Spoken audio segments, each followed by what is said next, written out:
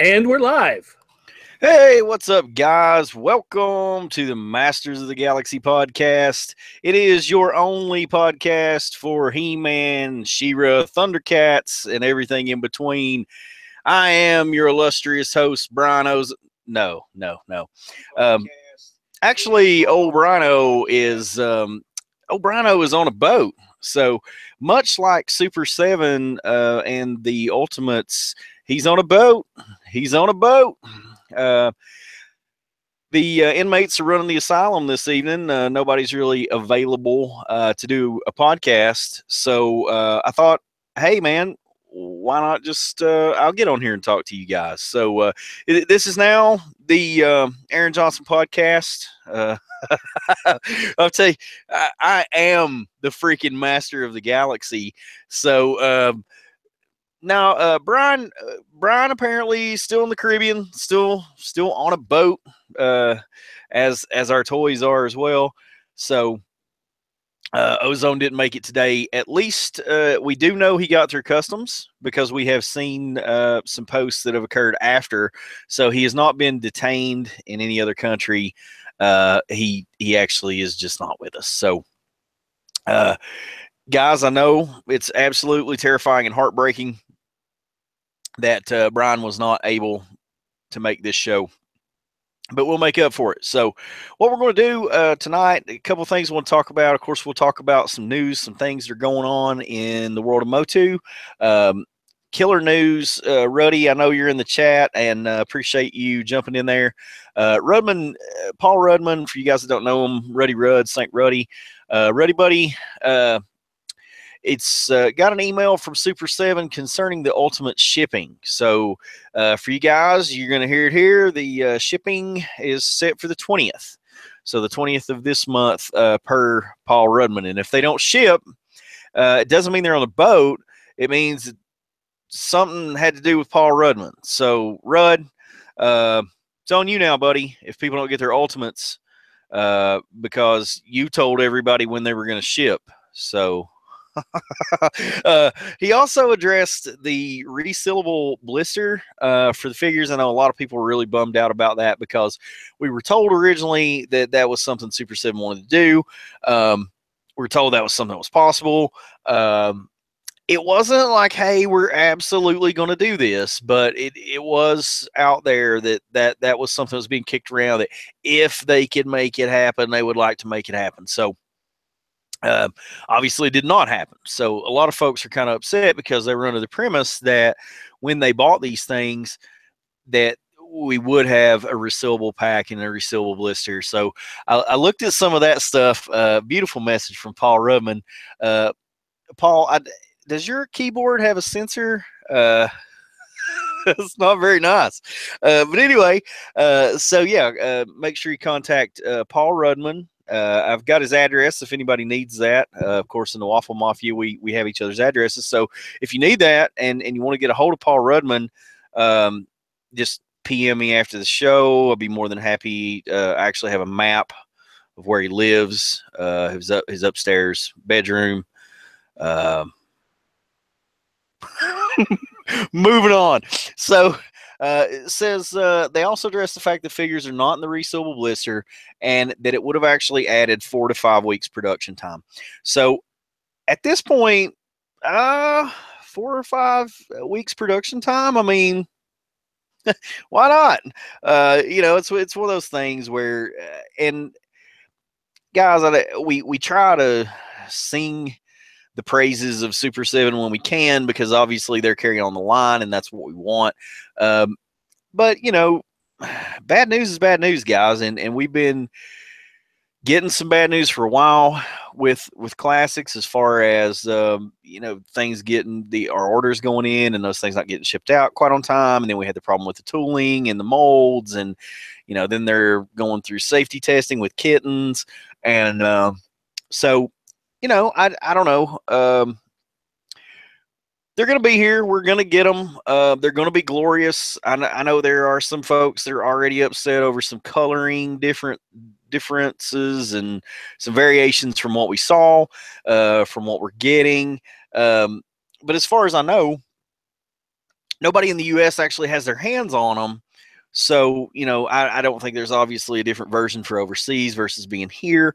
But at the same time, we actually haven't had these in hand. And we've seen pictures that have been passed along on the internet that very well, I mean, the coloring could be off. Now, the picture of Ram Man, and this is just me, and I don't want to piss nobody off or make people mad, but man, when I pull up the picture of Ram Man and I look at the Ram Man that was in the showcase that Super 7 threw out there, it looks like the same Ram Man to me. The silvers look the same. I mean, to me, it looks like a flat silver. I agree. Yes, it would have been much cooler to have the detail and all the little metallic hints and that kind of thing, the shadowing. But honestly, that's what it looked like to me. So I don't know. I thought they were pretty spot on with what they showed versus what actually came out. And then on top of that, I mean, other than that, I mean, it's really just the small color variations that some folks are pointing out. Obviously, some people say Tila has green hair. We just won't even really know, until we get the figures in hand. And that, I mean, I know, guys, that has been such a frustrating thing because it is for me also. We've tied a lot of money up. We've got our money tied in these things because we love the line and we want to see the line continue. And in order for the line to continue, we got to pay. And in order for us to pay, we got to get our stuff. And that just hasn't happened yet. So I think once these things come in and you've got them in hand and we're able to look at that sweet freaking packaging, man. Oh my gosh. Yeah, that does suck that they're not resealable. But the truth is, I mean, it's one of those ones that would have to have men on card and have one loose also. And maybe the Ultimates line doesn't lend itself to that as much because the idea of having the Ultimate line, I guess, with He-Man is having all of the different heads and all of the different accessories and all the different things. But he's still like an original #1 He-Man sculpt. So if you have that and you have that loose, you don't necessarily have to have him a loose version of him. Maybe you just want the men on card for the burst blister, the stuff that we had when we were kids. So for me, I really dig the packaging, and I would want it for that reason alone. The artwork is absolutely amazing. It's just something that the way that these things got packaged, yeah, would have been cool to get it resealable. Absolutely. Was it sold under that premise? I can't say personally I bought it for that reason, but I know there are some folks that are under the impression that is why that discussion came about, and that's why they bought those. So, any time that you get something and it doesn't turn out to be quite what you want it to be, there's some buyer's remorse. Anytime that with a new company things are not going quite as smoothly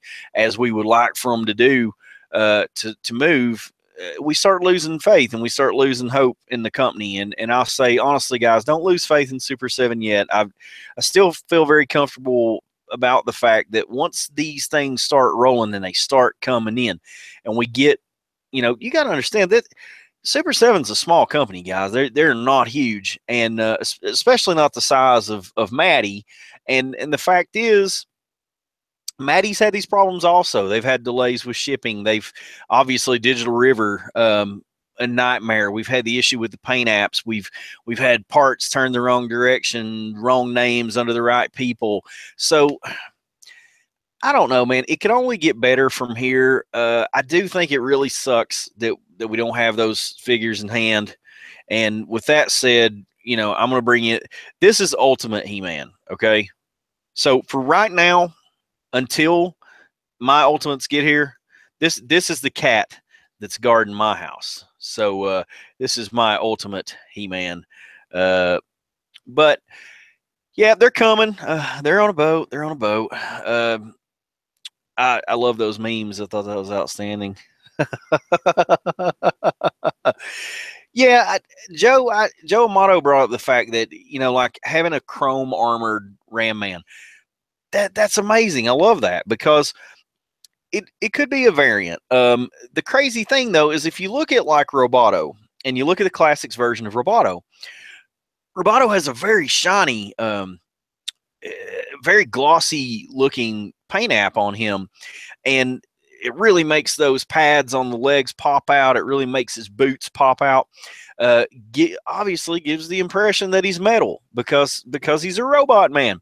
Well, if this big juggernaut, some cat is walking around and is carrying all this huge armor on him with these massive chains and these big skulls, I mean, make him look metal. But you know, the flat metal, I don't know, man. It depends. There are a lot of little details you can do in there, especially with paint apps, and that's. But what Joe's talking about, he's talking more about chrome and actually chroming him out, which that would be sweet as can be too. Because if you guys remember the bands on Ram Man's arm when you were a kid, the babies were chrome, right? They were totally reflective and did their own thing. So would be cool to see that. I smell a Joe Amato Customs in the work. Give us all a chrome Ram Man or a chromed out Rammy. That would be pretty sweet, Joe. And you know, I know there was some disappointment about it. I know there has been. Me personally, I just didn't see the massive stretch with Ram Man as far as that being not being exactly what they showed. I think what happens is when you look at him beside the classics Ram Man, the original Ram Man, yes, there are some major differences. And I think that is actually what causes you to look at it in that way, because when you look at the orange, the mini comic version of the pants, it throws you off when you first see it. I mean, it's awesome, looks cool, but it definitely setting next to the classics version, it looks different. So there's going to be some of those things. But all right, guys. So that's our little rant, I guess, about Super 7 and about what's going on there. I really appreciate Ruddy sharing that news. We try to, you know, on the page, on Masters of the Galaxy page, of course, on Lucky Legends, because we try to stay right on top of what all is going on. I really love it when anybody, you know, any kind of news, please share it on Lucky Legends. I like to be first, you know, because if you're not first, you're last. And my daddy taught me that. Let's have a pause for the cause for Daddy. We could do that on this podcast. Do you know why I can get away with doing a pause for the cause today? Because nobody is monitoring this. Nobody's there. There's no dirt. Obviously, no Brian. Andrew's not here with his ruler slapping people on the wrist, you know, away from his teaching job. So they're letting the inmates run the asylum. And when that happens, you can kind of do what you want to do. And with that said, we'll have a pause for the cause from me to you.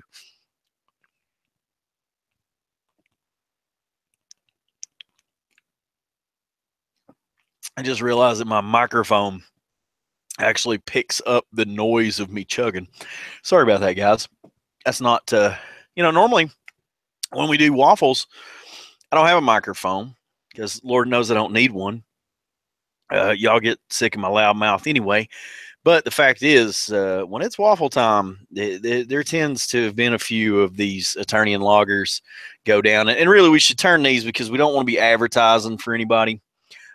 These are the Prince Adam brand Eternian loggers, right from the roots of Snake Mountain. They go in there and they get that baby tap root, bring that out, a little bit of dino egg, dragon egg, and they brew this stuff. And the hops comes from the vine jungle. It's just absolutely amazing.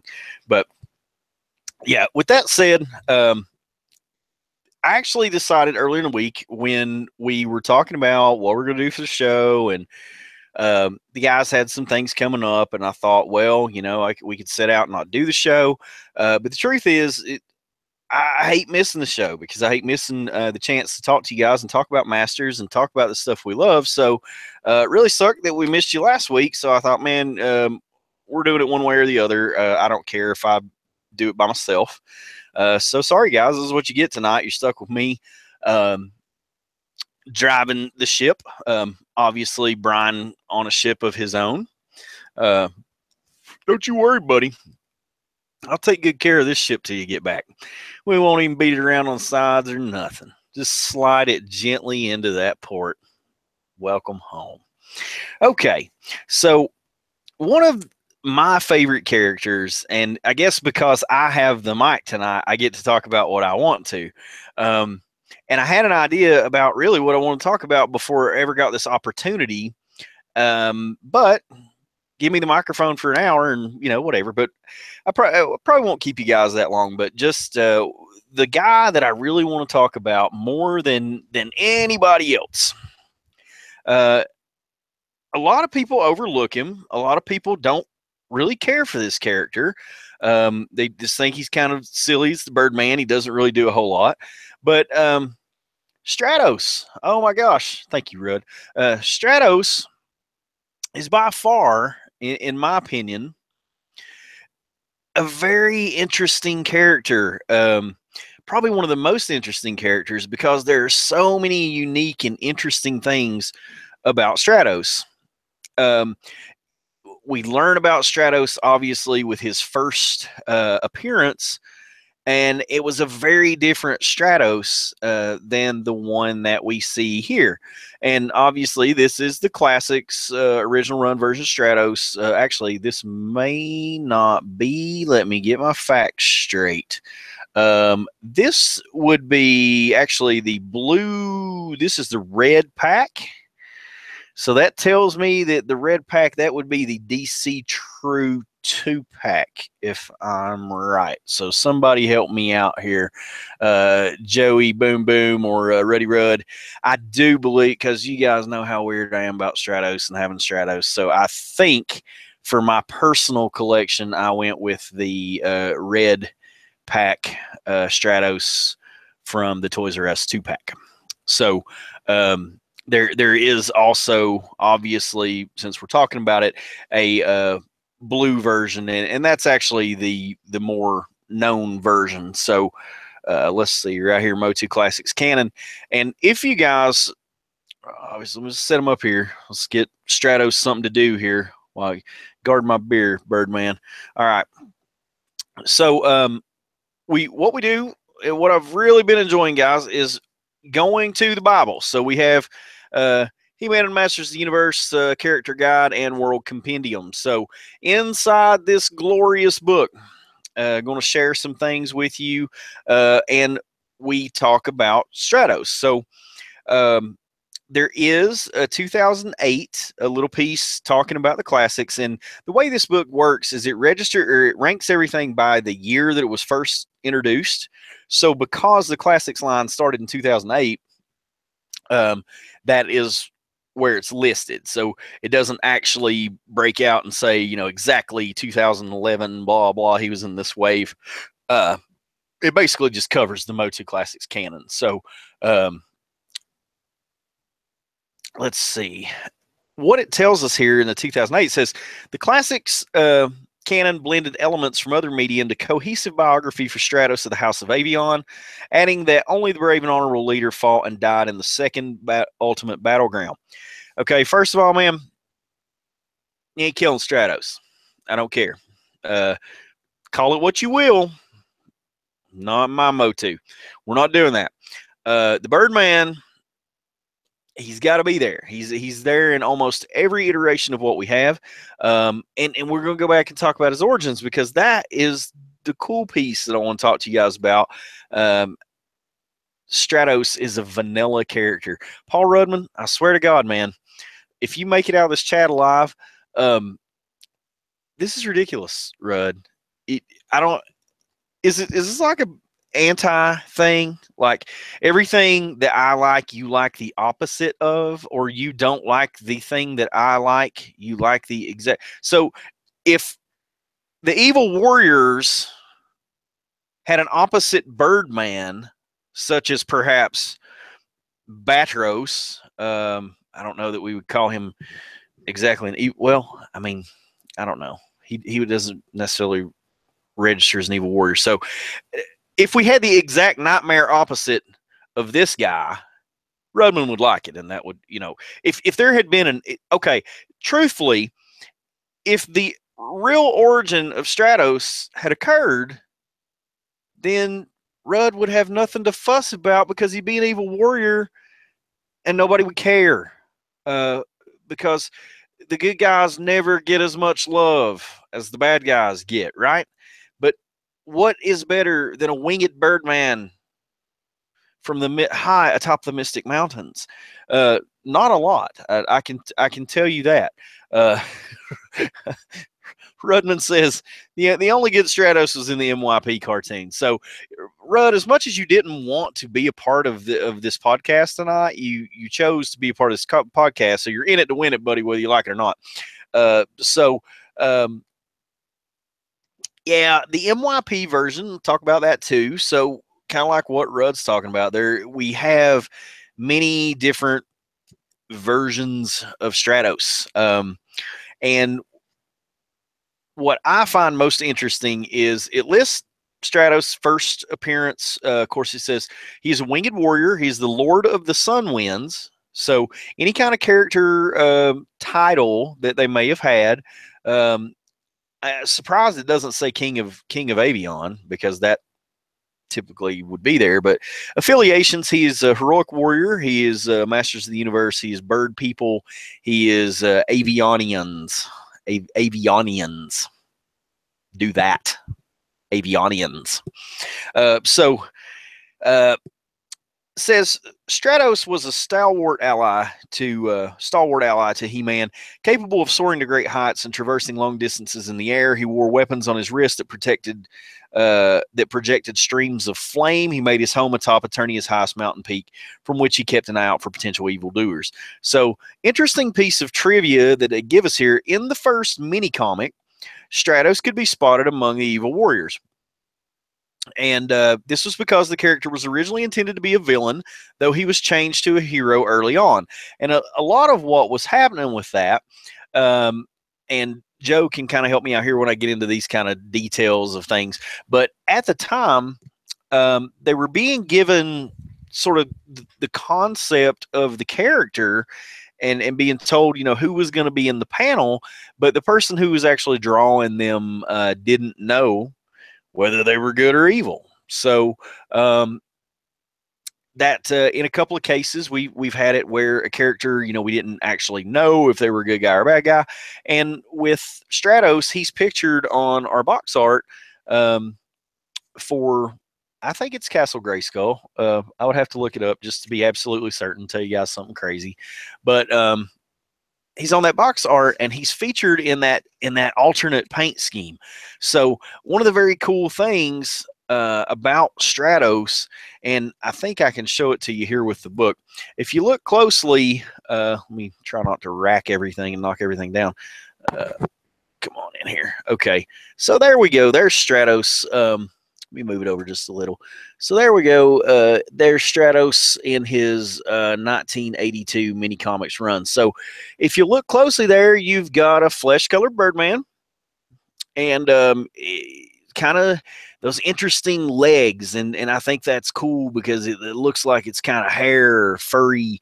He's kind of got the furry legs, and of course, if you look closely at Stratos' sculpt, and of course it was that way in his original vintage version, he has that as well. So not nearly as pronounced and kind of coming off the leg the way that it is in the early drawings for the 82 minis.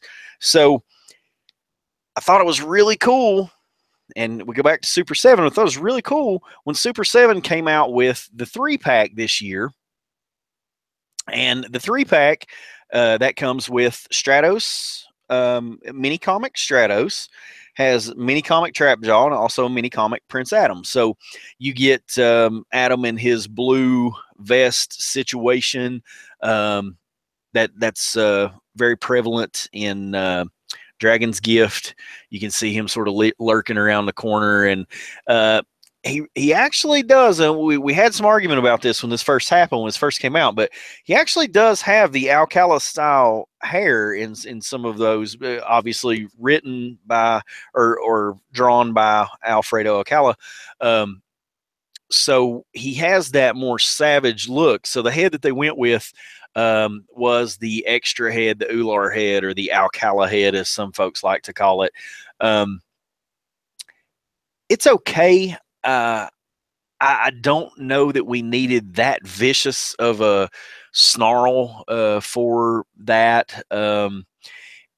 He obviously is much more savage, a Prince. He hulks and lurks about in the back, and he's not like Prince Adam, hapless, roaming around, um, not really on top of things as far as the things that are happening, kind of a bumbling character, where this Prince Adam is not portrayed that way at all. And of course, we also got in that particular pack, we got the Trap Jaw, the mini comic Trap Jaw. Color scheme, and I think Joe and Rudd and some of you other guys, I think you would probably agree with me. I think Dan Rice and I talked about this also, but it's close to demo almost, like as far as the color. And I just don't know that that was quite right for what we had in the mini comic, because in the mini, it seemed to be a touch more yellow. This seems to be a touch more green. But like I said, until we have the figures in hand, we really don't know. But interestingly enough, then that brings us to the Stratos. The Stratos figure looks to be, as far as sculpt wise, it looks to be the same sculpt. So it doesn't look to really be anything extremely different there as far as the body sculpt, but more or less just the color. So we have the fleshy body tones there. I was hoping to be able to compare those side by side so we could say definite one way or another that is a completely different sculpt. I can't really get a picture with the kind of detail that I'm looking for. I don't think the book quite covers this new line just yet, so we didn't quite pick that up in the compendium guide. But sculpt wise, to me, looks to be the exact same sculpt. Even when you look at the hands, it looks to have a little different sculpt, because Stratos' hands are a bit different. So one of the cool things that they did get right with it, I think if you look really closely, I can't tell if that beard is gray or if it's blue, but it's cool if it's blue, obviously, because that would be a throwback. But it would be a throwback to the actual vintage line where there is a Bluebeard variant. We didn't necessarily have that in what's being introduced with the Motu mini comics. So this is very true to the 1982 Motu mini. Everything kind of the same there. We got a new sculpt on that neck piece.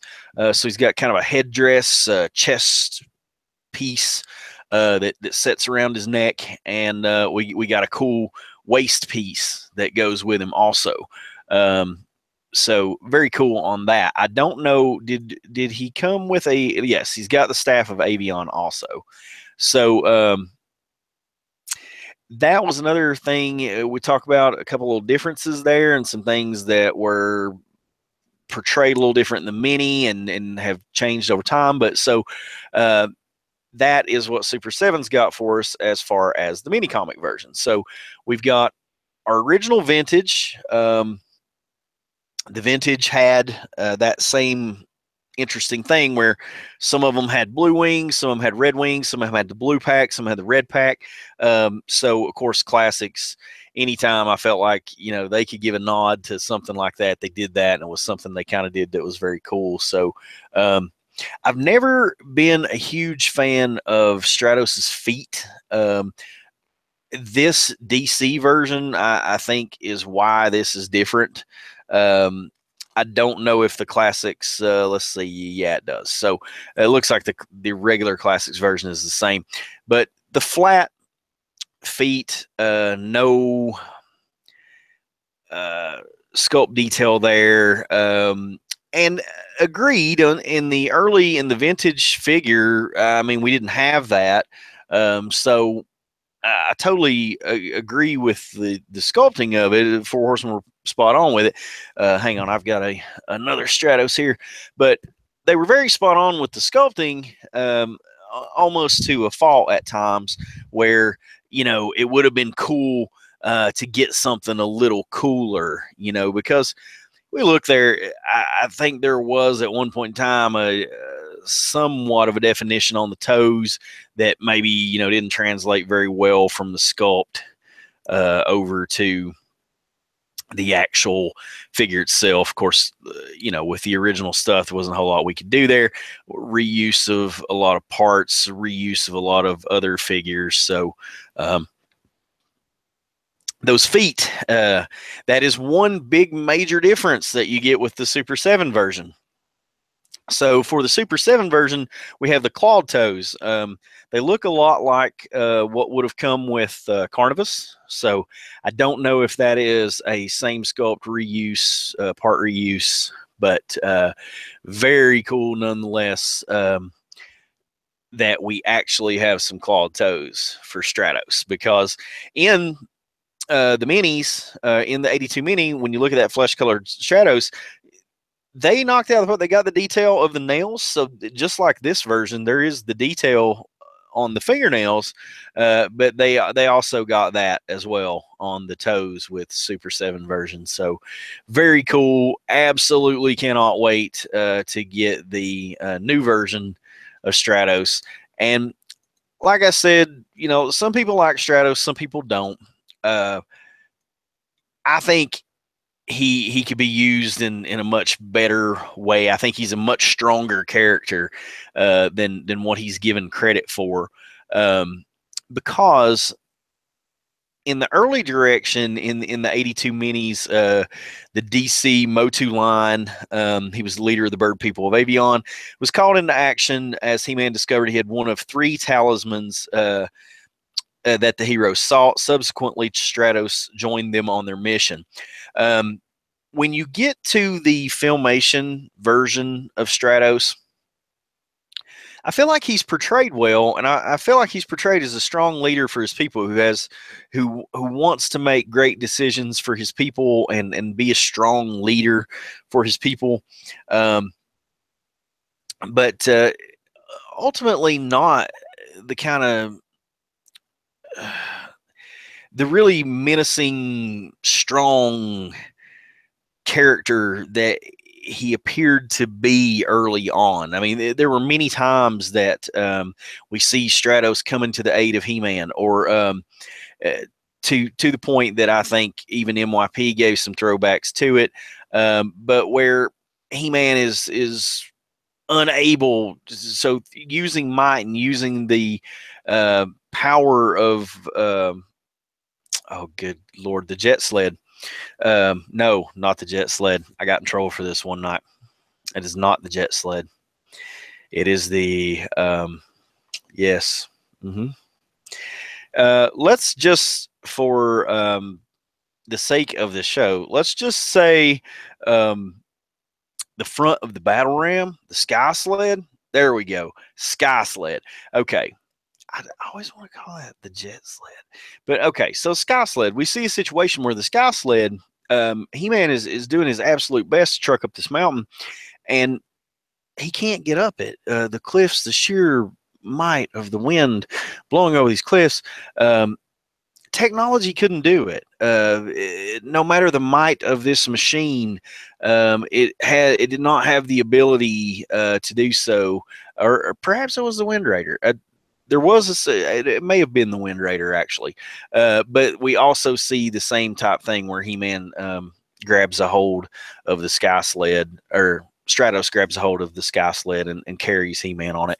And we have that happen a couple times, I think, in Filmation as well, where he helps out Adam. But in the 83 Filmation Motu animated series, which is kind of what most folks will associate with Stratos, most of the Filmation folks, we'll pause for the cause. Thank you, Joe Amato, little sky sled. I don't know why. It's always, I want to call it something else, but it's not. That's not what it is. I see my baby and my wifey over there.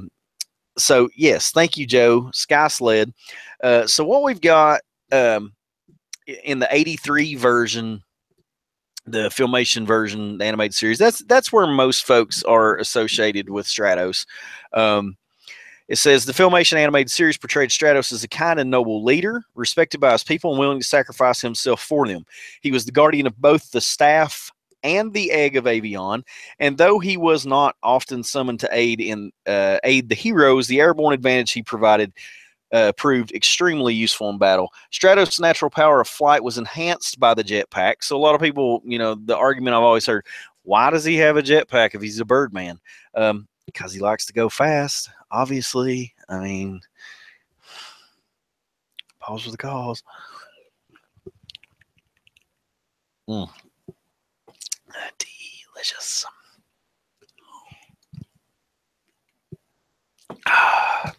Adam's Eternian Lagers. All right. So it says, obviously his flight power is enhanced by the jetpack, and he would lose his power if he did not return frequently to the egg of Avion. He could project concussive blasts from the palms of his hands, and his wrist cuffs could fire a beam of light that crystallized the enemy. So different things that Stratos is able to do. In some cases, he's able to throw fire out of the wrist guards. In some cases, beams from his hands. And we'll talk about that in just a minute, because I'm going to suggest a Filmation episode for you guys to check out. And I'm also going to suggest a mini comic for you guys to check out as well, that portray the different things that we've talked about today and the different things about Stratos. So really, that more so the way that most people know Stratos. But we also have the 1983 Motu mini comics. And in the 83 Motu comics, so now keep in mind, there was the 82 run that came with our early figures, and we've got that beautiful Alcala artwork. And so we had that. And then we have the 83 that came with a later wave of figures. And in the 83 run, it says, unlike his Filmation portrayal, in the mini comic, Stratos' ability to fly, like that of all bird people, came from the magic of the Emerald Staff of Avion. The ability to fly would be lost if the staff were to be removed from Avion. Delora, Stratos' human wife, ruled Avion at his side. So in the 83 iteration of it, and the way that it's presented, we have Delora, who is Stratos' wife. And she's a very interesting character because of the different ways that she was portrayed. And Stratos really got screwed here, because first off, he's got a wife, and she's human, and she's banging. But, kids are not going to understand that. Kids are going to have a hard time with that. So we remove her from his royal bedroom, where, it's all feathers in the dark, baby. We remove him from the royal bedroom, and now she becomes his sister.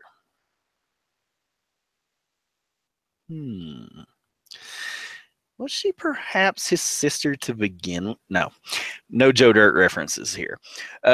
So it was something that they were afraid that the kids, from a marketing standpoint, wouldn't really understand the idea of him having a wife. So they change it. They make her his sister.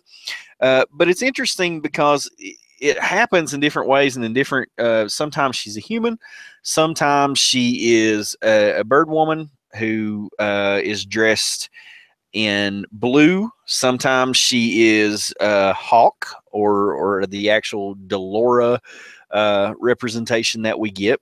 So the Ladybird Motu books, in the Ladybird book, Stratos and his wife Delora carried a pair of rings that glowed when they were in close proximity to each other. So the play there was the fact that she was his wife, and obviously that's what drew him out to talk to Skeletor, or to come after Skeletor, who had taken Delora from him.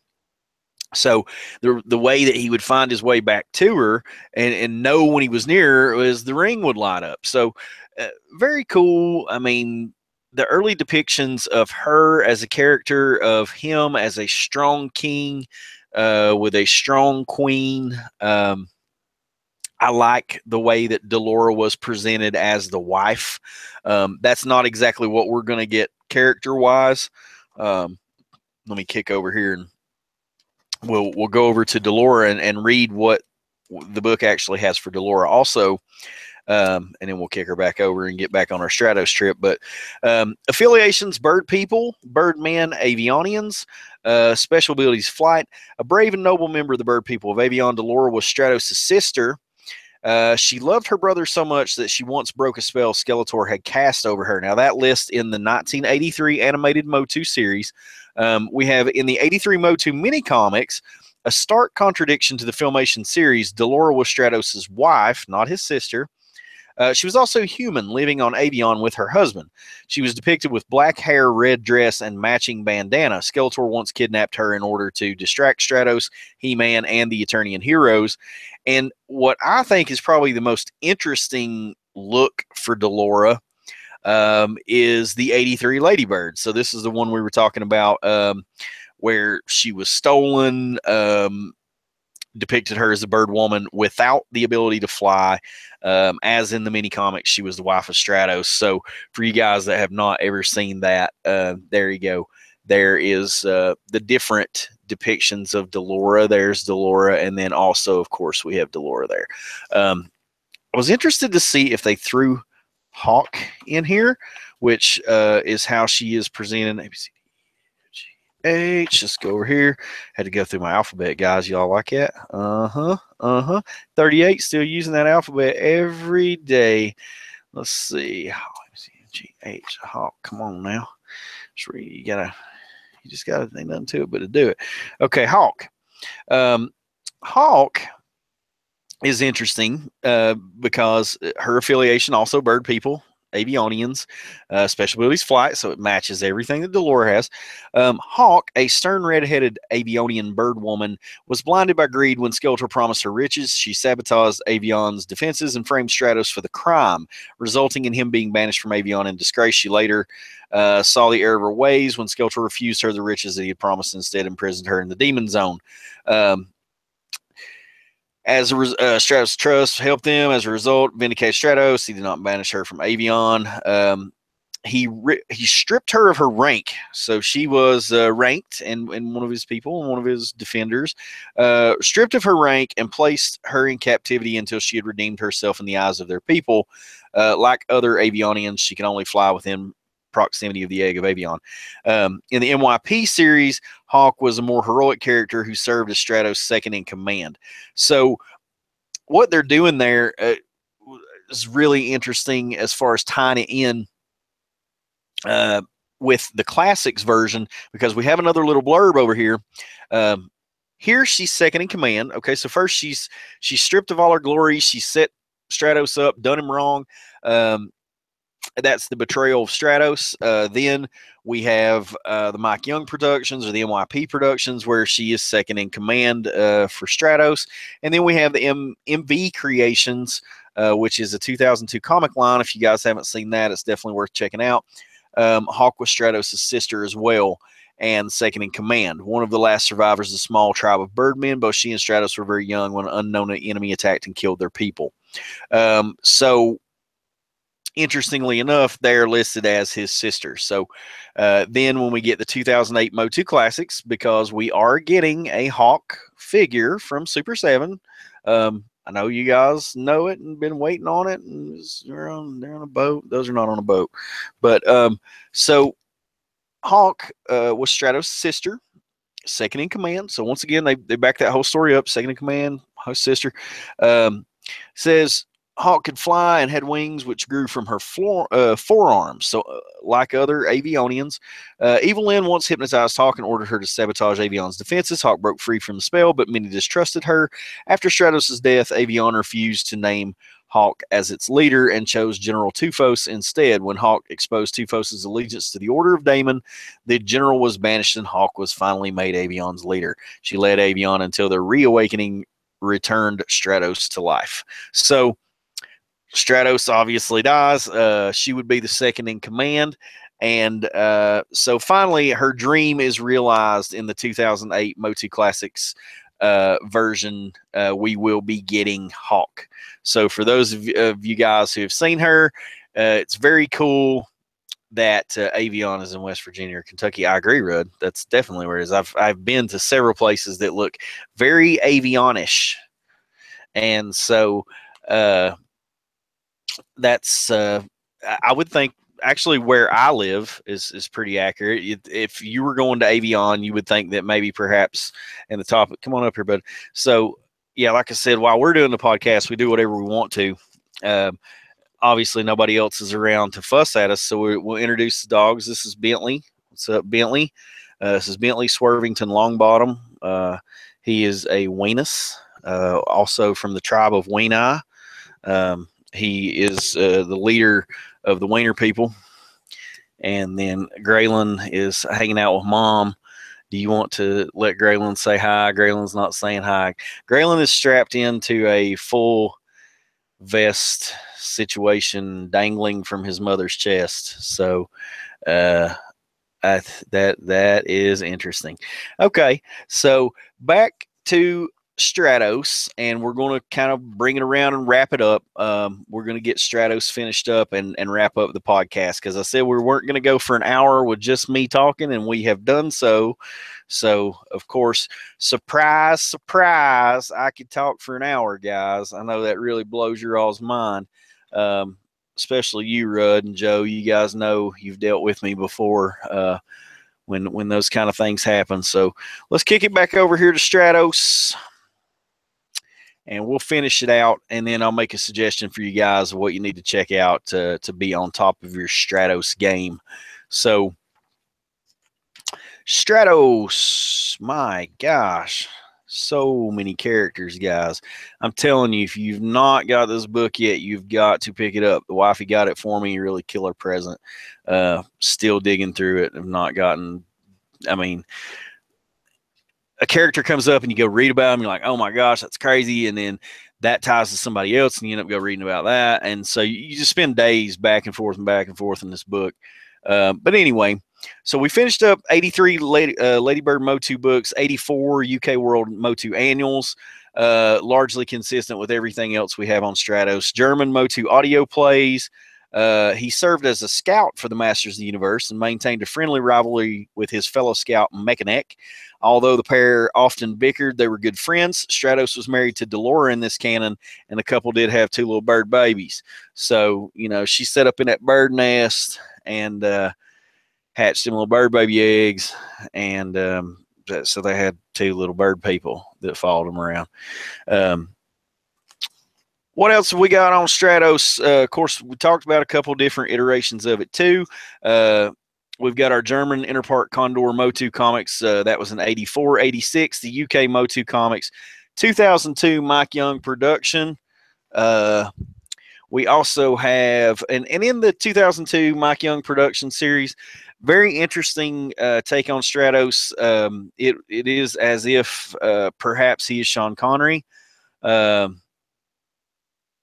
So he does fly around and say some very Sean Connery type things, and the accent really helps bring all that together. And you really just think that Connery's right there with you, just leading the charge against the bird people or with the bird people. So, interesting thing, the Emerald staff of Avion. If you look at it in the episode, very different look to it. Is rounded, has the staff center. I believe he came with Goatman, if I'm not mistaken. I think it was originally included with Goatman. We do have a staff of Avion, and I'm not quite sure who that actually comes with. I don't personally have a staff of Avion that came with my Stratos, but he typically has that, and then the Emerald staff of Avion, I believe, came with Goatman. So if you're looking for that accessory to go with your Stratos, you can either get it with your Goatman, or you can get on your Super 7 stuff on the new stuff that you've ordered, and it will come in that 3-pack. So with that said, it was included with him. Thank you, Joe. So the original staff of Avion was included with Stratos, so it is in there. It is not the Emerald staff of Avion, which is this round deal, and you guys can check that out as well. So that was with the Goatman. So other than that, the things that I was going to suggest for you guys to check out, most definitely his portrayal In the DC comics, a little different. In our later 2012 version, I like him there also. A little bit of a redesign. He looks a little bit different. We have a couple different scenes with him for the folks who are fans of that comic, or even for the folks who have not read that series of comics. It's definitely a different look on Stratos, and need to check that out because he's got a redesign. Very cool looking face. We've got him sort of with a mask that matches, or I guess you would say a helmet that matches a Stratos look. And then when he removes the helmet, we have the actual face of Stratos, and you get to see that's a little different. They do portray him larger lips, sort of got the beard, the chin beard kind of thing going on there, and he's been that way in most of the depictions of him. So I think that's kind of cool too that they stick with that. So DC Comics version, check that out if you haven't checked that out.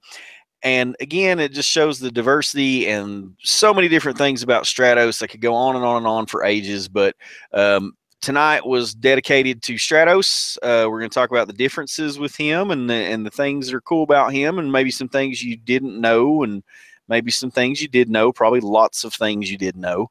Oh, yes, thank you, Joe. So the Emerald one actually came with Goatman. It was not the Staff of Avion did not come with Stratos. So, but that's cool that that did come with the Goatman. So thank you for clearing that up, my brother. So lots of interesting things about Stratos. Check out, if you want to check out a very cool Filmation episode that you guys know how much I love the mini comics, and you know how much the mini comics mean to me. So being a big fan of the mini comics, I always like it when there is some sort of tie-in between minis and Filmation eps, and so that's where you had my suggestion for tonight. So there is a Filmation episode, which is very cool. It is called, let's see, it has already jumped away from me. I had it pulled up here so I could tell you what it was. Reign of the Monster. This is the first time that we see Mulcrum. And it is also, we do see Delora. Delora's in the episode also. And Stratos is taken, and Skeletor clones him. And we have multiple Stratoses going on. Now, the interesting thing, and the reason that I wanted you guys to check that out, and I won't tell you the whole story because I don't want to ruin it for you, but you check that out and then come back and check out this mini, Siege of Avion. Obviously, look real close. You'll see the beautiful artwork, Alfredo Alcala. So, obviously, Alcala, one of my most favorite artists from Motu. But Siege of Avion there, they are bringing up this terrible beast. You see him on the cover there, very menacing. He-Man has to take him on. And but there are some very interesting similarities there with those two episodes and the way those things work together. And we actually even see a scene where Skeletor has the Emerald Staff of Avion, and He-Man and Skeletor are trying to figure it out. So with that said, guys, I'm going to leave you guys with that. Brian, on a boat. Ultimates, on a boat. Shipping June the 20th, or July the 20th. We missed June, guys. We missed that June 31st shipping date. So kind of felt like we were going to miss that. But with that said, we're going to close the thing down. We're going to be done with it for tonight. Hopefully Brian will be back next week to hang out with us, and Andrew K also. It won't be just me, and you won't be stuck with me for a full hour. But so we'll have some chat. I'm sure Brian will have some things to share. We've got some stuff coming up, obviously SDCC, some other stuff going on. So as the news rolls in, check Lucky Legends page for the things that are going on in the universe. Make sure you check out Masters of the Galaxy page. I like to support the other podcast, and I don't care to do that on air, and while nobody's around, I can do that. So Joe and Tyler Baker, Fans of Power, you guys rock every week. So appreciate you guys doing what you do. And it's about the love, baby. It's all about Motu. So anything that we can get, check out the pages, Masters of the Galaxy page, Lucky Legends page. Come check out the Waffle Mafia. We're good people, guys. Come hang out. We'll have a pause for the calls, and then I'm out. So pause for the calls. Y'all have a good evening. We'll talk to you later. Peace.